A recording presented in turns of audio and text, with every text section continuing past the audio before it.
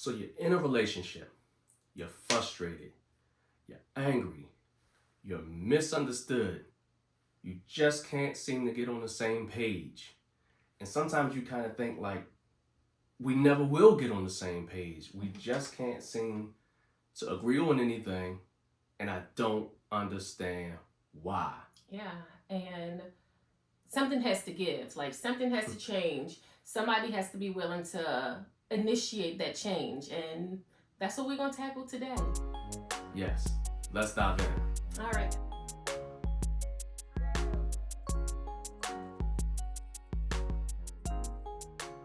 All right, guys. Welcome. I am Gleesy, And I'm Al. and here forever I do.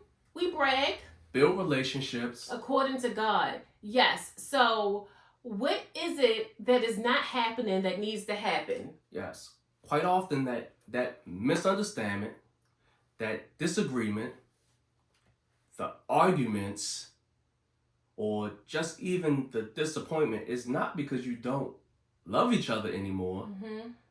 It's not because you don't even care about each other anymore. And I know sometimes you feel like I just can't deal, but it's often due to expectations that aren't being met, and they aren't being met. Why? Because you're not talking about it. Yes. Unspoken expectations have 100% chance of being unmet Yeah. expectations. Yeah. So today we're going to talk about those missing conversations. Yes. What's the missing conversation that you need to have? Yes. And just to rewind a bit, like the unmet expectation is not because the person doesn't care about you. It's not because they don't want to meet your expectation. You just haven't had the conversation. And Right. sometimes we think like they should know. I say that all the time, Yeah. even though I shouldn't. But yeah, you Yes. just think they should know. Or sometimes you even think that I've already told them that. But did you? Yeah. Yeah, I like to have conversations in my head all the time and then try to Yeah. hold you to the conversations that I've had in my head. But it's so important that you actually sit down and have the conversation. Yes.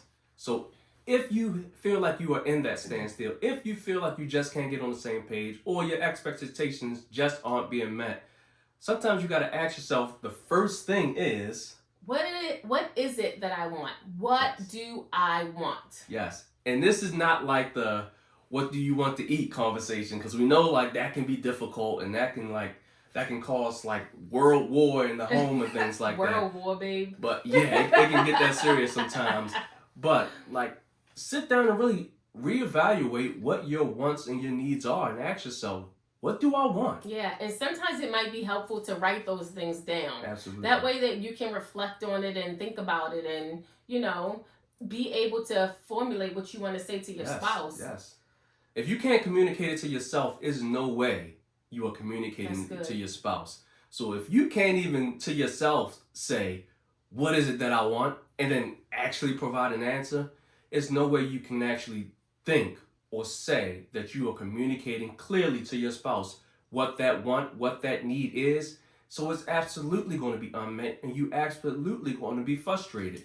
But do you think that sometimes like something is wrong, but you don't know what is wrong? So how do you approach that?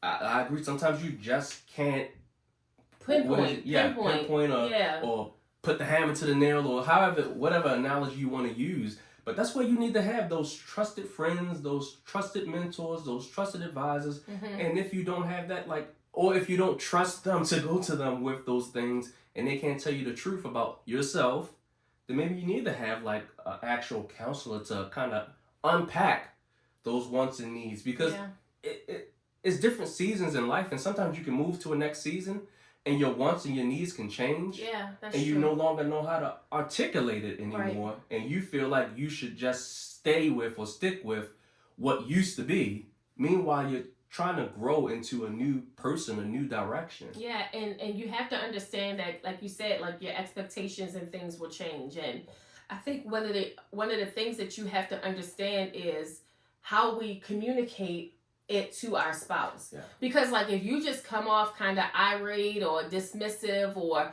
kind of just like nasty, those needs are not going to get met because of how it was how it was presented. They're not landing. Right. It's like you're throwing seeds, right, and nobody is eating them, or they're never actually sinking into the ground to Right. take root and to sprout up into what you actually wanted. Because again, like, your harsh words just didn't land. So I mean, sometimes you gotta ask, how did I communicate what I want? Did I just assume they should just know? Did I think that telepathically they were gonna read my mind and they would know because they've been around me for years? Right. And it would just come off of what I want. Or I threw all these clues out. Like, you're not expecting, or you should not expect your spouse to be a detective either. You shouldn't just have to leave hints and clues all around the home or in hidden conversations and think that they're just gonna pick up on it and then they're gonna know. Yeah. No, if you want them to know, say it. Yeah, just say it. I mean, say it. It just takes so much of the hard work out of it. If I just say, this is what I want, this is what I need, you're setting your spouse up for success, because they don't have to figure it out. They don't have to wonder why you're walking around the house upset, or why you guys can't have a normal conversation, because you have that resentment. Like, unmet expectations can lead to like resentment and anger and bitter, where you're trying to hold your spouse to something that they don't even know. Yes. And if you feel like you don't have the platform to do it, or you don't even know how to bring up the conversation, like, make it a routine part of your conversation. Have a date night and make that the date night conversation. Let's just talk about our needs, our wants, what they used to be, what we think that they're going to be in the future. Like, have that conversation.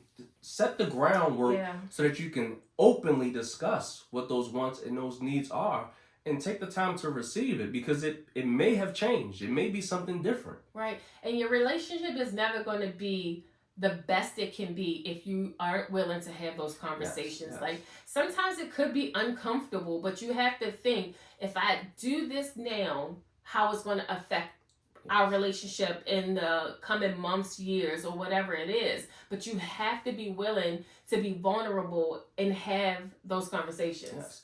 And if it does seem like it's going to be uncomfortable, start with the comfortable.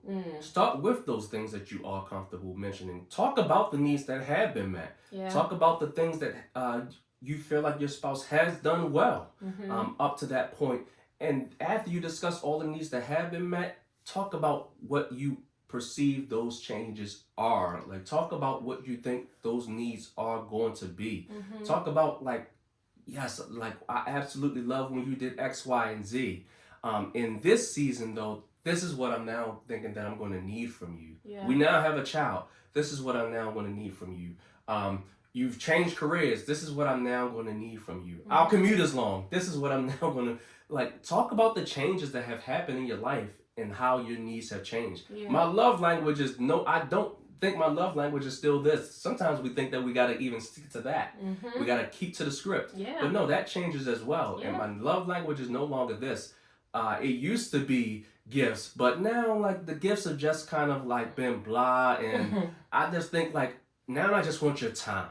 Like, talk about those things that they have done well and those needs that have been met, and then move to those needs that now you feel like you need to unpack a little bit more.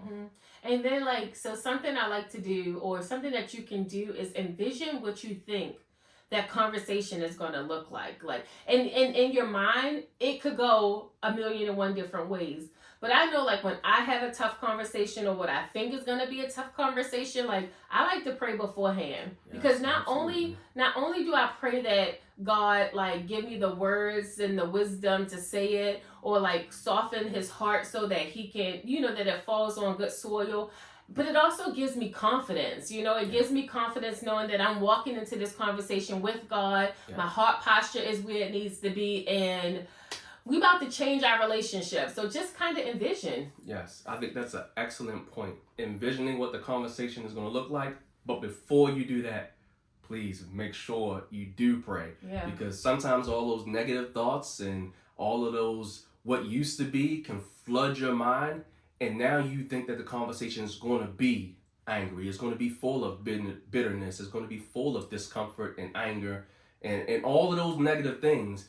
And now you go into the conversation ready for a fight.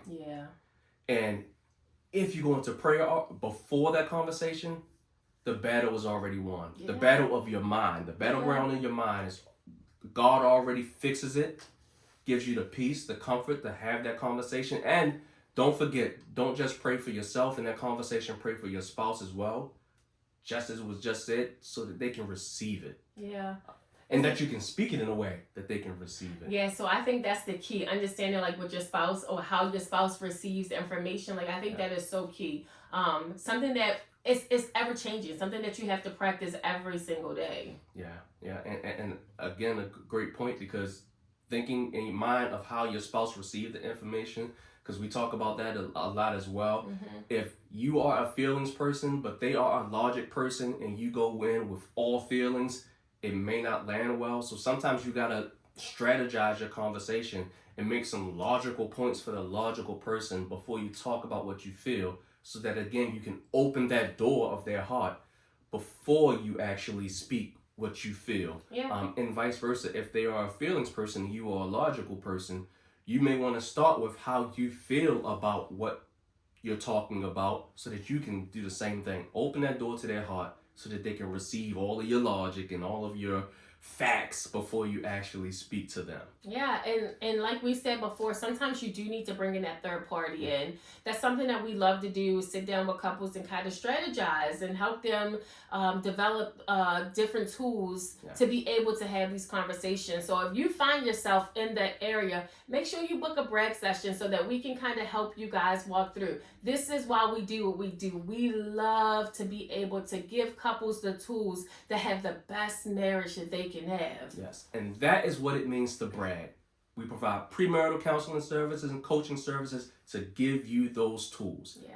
Let us teach you how to brag. Teach me how to brag. Teach me how to brag. You know the spiel. If you haven't already, go ahead and subscribe to our channel, subscribe to our Instagram. We want to make sure that we are connecting with you in every way possible. We will see you guys at our next video. Yeah, brag on it. Bye, guys.